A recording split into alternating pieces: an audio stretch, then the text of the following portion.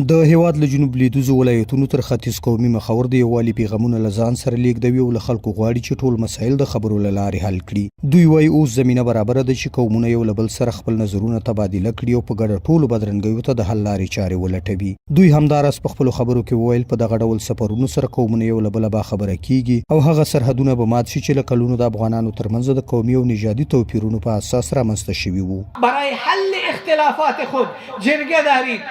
برادران شما در جنوب غرب همین کار را میکنند. برای حل و فصل موسپیدان، ملکان، بزرگان، علما همه ایستاده هستند و در هر جامعه مشکلات پیش می آید.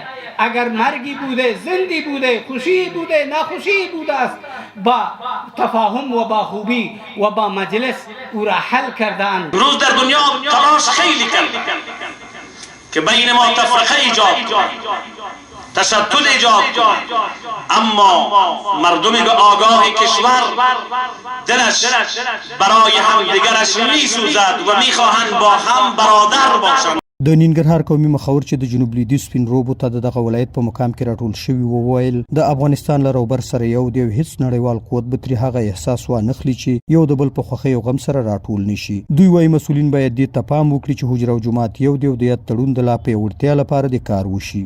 ضرورت د دې دی چې مسجد او حجره سره موږ راواخلو په یو پیج باندې کوو. هیڅکله دا فکر مه کوئ، دا حرص مه کوئ چې ملک پرېږدمه ملا راخلم او ملا پرېږدمه ملک راخلم.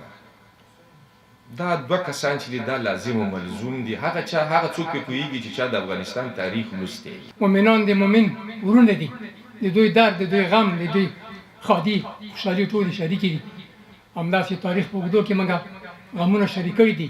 د افغانستان په شمال که درد دی هغه په جنوب شرق په غرب هم دی او که په جنوب درد دی هغه په ټول ملک درد دی. دا یو بدنه ده.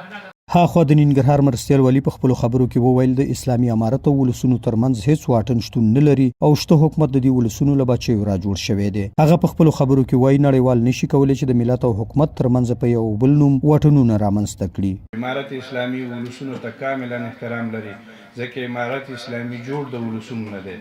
موږ ستاسې بچي یو، موږ ستاسې روزل شوي اولاده یو. نو انشاءالله د امارت اسلامي په وس کې چې څه په توان کې چې څه هغه به خامخا د ولسونو په مخ کې موږ هیڅ نه یو بې ستاسې چې تاسې را سره شئ بیا حکومت یو. که تاسې نه وئ په افغانستان باندې ما مخکې درته حکومت څوک نشي کولی، د دې ولسونو په مټ به کوي.